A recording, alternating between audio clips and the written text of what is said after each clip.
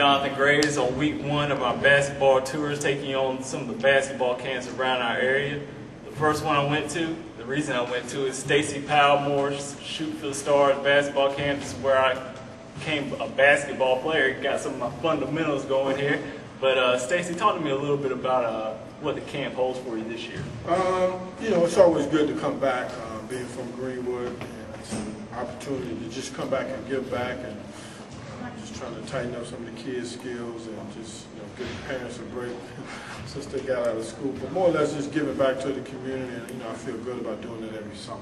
Right. Other than the change in venue, I know I was there for the first one that you had. What's the difference from that first one and now you're coming up to this one? What are some of the differences there? You know, I probably get asked a lot, why I don't do more camps. Probably when I was doing them then, I was at Erskine, which was a Division II school. Yeah. Which my summers were a little bit more flexible. Being at a Division I school, I only have a week. I get 2 weeks of vacation, and this is 1. So the demands of doing more camps. Kids are growing up, and I guess I'm getting older because I look at guys like yourself, and you were 9, 10, 11 years old, now you're sitting here interviewing me. So, yeah. But it's rewarding. You come back and people see you, and they always remember you, doing the camp. So things like that stay the same. So. And this is kind of a busy time for you too. I know it's kind of a transition period. You went from Virginia Tech, and now you're going over to Georgia to be assistant men's basketball coach over there. Talk about that transition right there. My head is spinning right now because life was good for me for 5 years at Virginia Tech. The ACC is it's a very, very good league, special league.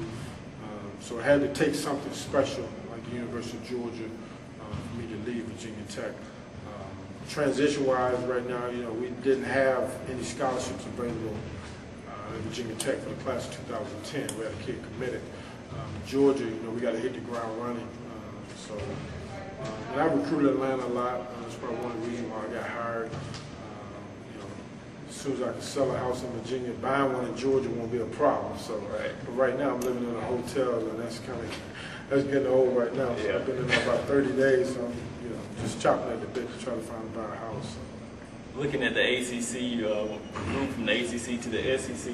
What do you think the big change is right there in the competition and level of play, maybe? There's some big dogs in the SEC. Calipari just went to Kentucky. Right. Bruce Pearl is doing a good job at Tennessee. Georgia, I think, they're chopping at the bit to be really, really good at basketball. They're good in everything else except men's basketball, and I think we got all the resources which you need to compete at a high level.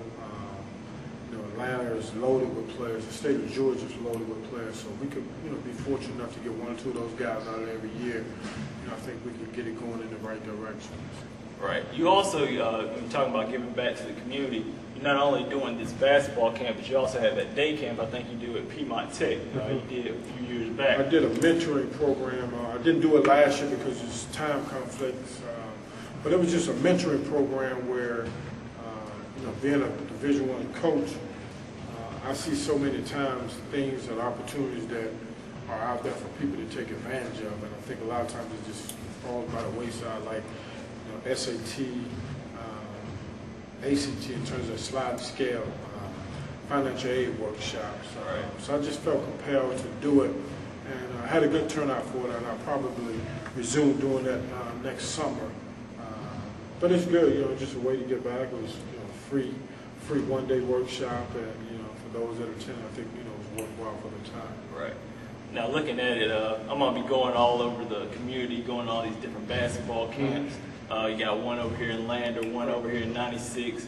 Another one's going to be held in Dixie. But for yours, what made yours maybe a little bit more special or a little bit more important than you say those other ones?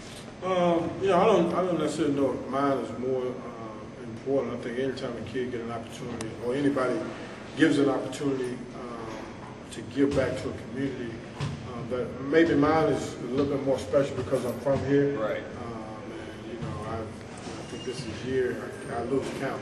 This is either year 15 or 16 for me doing this. So, I'm not in it to get rich. My heart is feel really good every summer to go back. I was wondering yesterday how I was going to make it through because I just had a camp at the University of Georgia, Saturday, Sunday, and then I got this camp Monday, Tuesday, Wednesday, Thursday, and and I got to go back Thursday night because we got another camp in Georgia Friday, Saturday, Sunday. So I'm going on fumes right now, just going on adrenaline. But you know, I think people look at mine because, you know, like I'm from here and I always come back and something to do. And you know, it feels good to do that.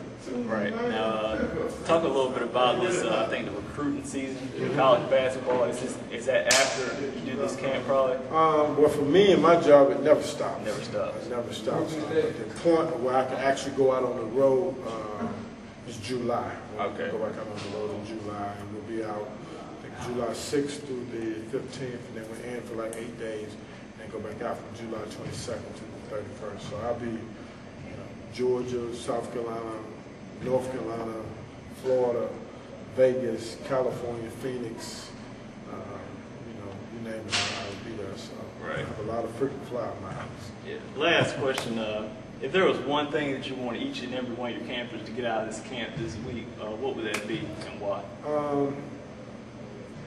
Probably more so, even though it's a basketball camp, probably more so to just be grateful for the opportunities you have. If you're fortunate enough to be a basketball player, let it use you to take you to different places, be it male or female.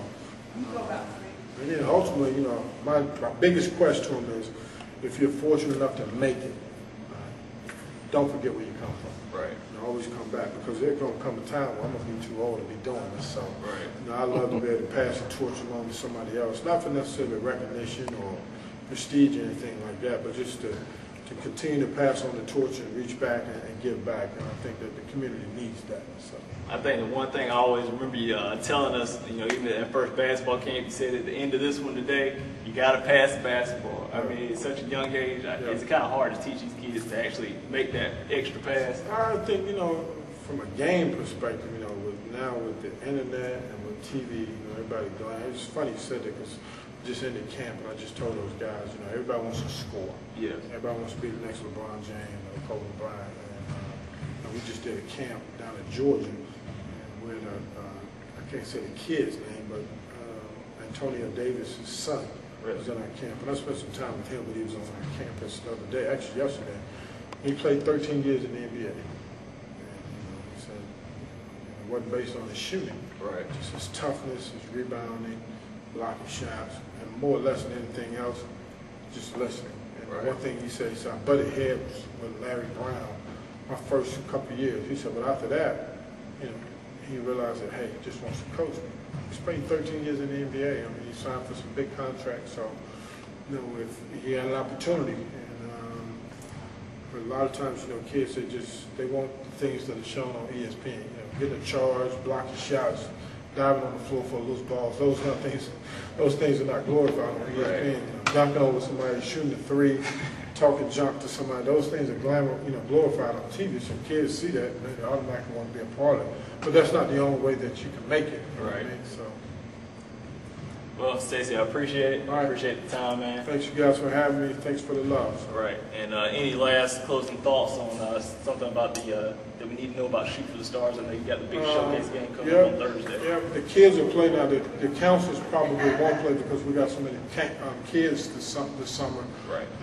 But you know, I do this every summer. Usually, sometime in June, usually the first or second week in June. But I usually take brochures to every school, middle school and elementary school. So I'm at the University of Georgia now, so I'm not far from Greenwood. So. Well, first week of the tour, guys, on the John G. Basketball Camp Tour. This is my first stop, and the reason I made this stop is because this is where I got my basketball upbringing. This is where my roots are really in basketball. Anyway, this is our first stop here with Stacey Palmore.